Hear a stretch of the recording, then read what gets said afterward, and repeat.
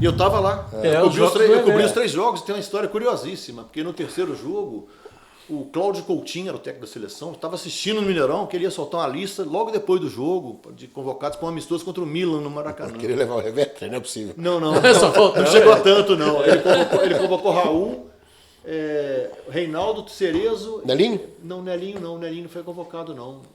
Eduardo, ele convocou Eduardo. Eduardo Mourinho. Aí ele tinha que ir embora, o jogo foi para prorrogação. Aí ele falou, tinha um voo para o Rio. E eu tava lá, porque é do JB, né? Então tinha que grudar no técnico do Rio. Ele chegou e falou assim, eu não vou ter tempo de te dar entrevista, não. A lista tá aqui, divulga para seus amigos da imprensa aí. Que isso? Um papel, Você virou assessor da CBF. Eu perdi essa lista, cara. Mas eu saí passando em todas as cabines, eu lembro de Tatiaia, não sei o quê. Foi quando o Cruzeiro fez os 2 gols do Livro e do Joãozinho. Eu tava lá passando de cabine em cabine para divulgar a lista dos convocados. Cláudio Arregui já foi do JB, do Estado de Minas durante muitos anos. Do Estadão também. Do Estadão e da CBF. Seleção Brasileira. Assessor da Seleção CBD. Não foi não. Acabou de ser. Foi informal. Era CBD na época. Era CBD. E passou informalmente eu fui, né?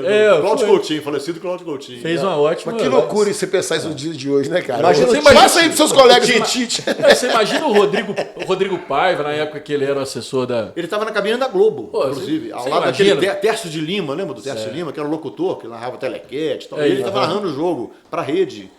Porque o Campeonato Carioca já tinha acabado. Então o Cruzeiro Atlético tinha um Corinthians e Ponte Preta decidindo lá. Mas era o segundo jogo, não o terceiro. É verdade. Então o Cruzeiro Atlético decidiu o campeonato.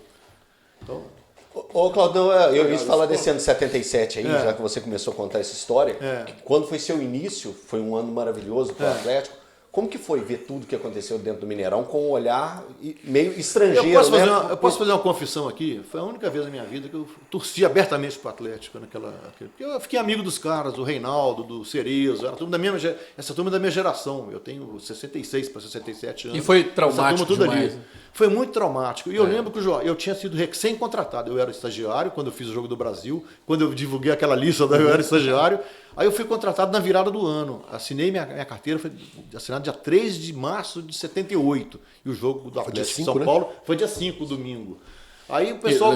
Ainda referente ao campeonato de 77. Aí quando acabou o jogo, o pessoal do Rio mandou uma ordem. Peço o repórter daí para escrever um texto mostrando toda a semana de preparação até desaguar nessa frustração coletiva. Quero que conte tudo. João Máximo tinha essas ideias, era o editor.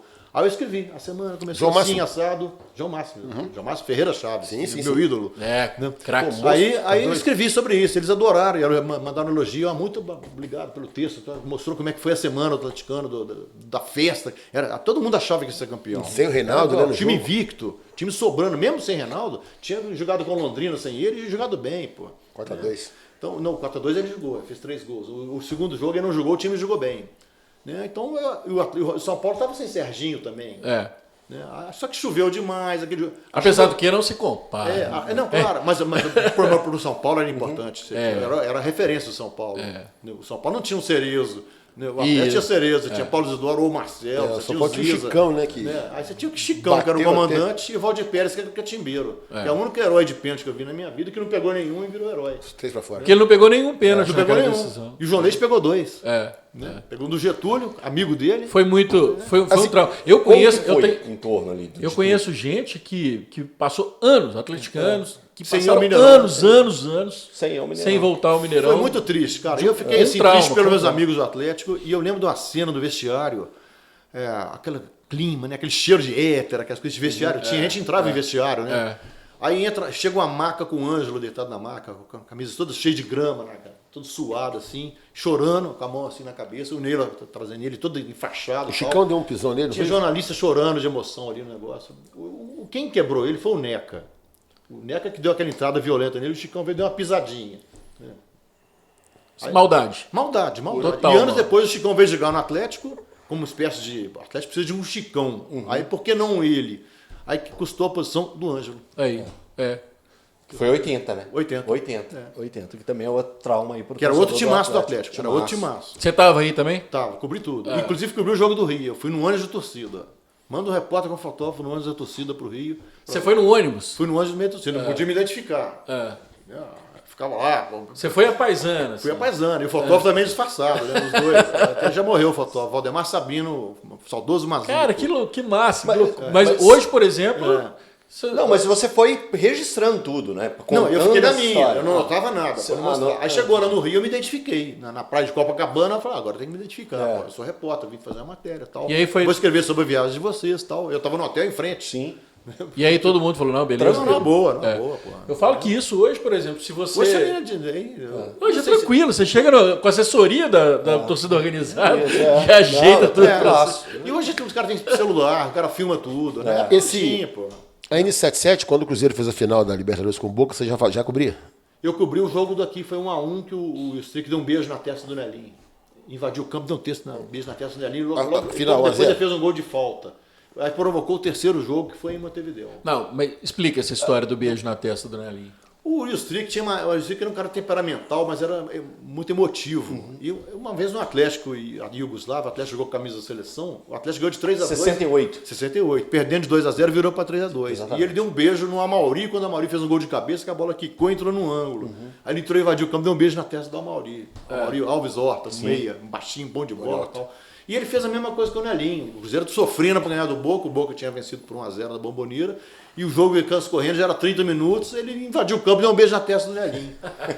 Aí o Nelinho acertou uma bomba, o Gatti nem viu onde ele entrou, o goleiro do Gatti. Deu certo o beijo. Aí deu certo. Mas depois o Nelinho saiu por causa do Strick, do Cruzeiro. Né? Não, o Tostão fala isso comigo. Tostão saiu do Cruzeiro por causa do Strick. Toda a passagem do Strick pelo Cruzeiro provocou a saída de ídolo do Cruzeiro.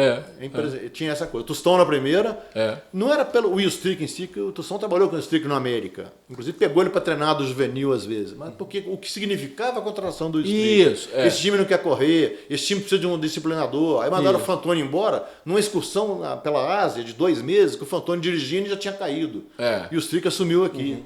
Então o Tostão falou que eu ia embora. Desse jeito ele não quer ficar. Ficava.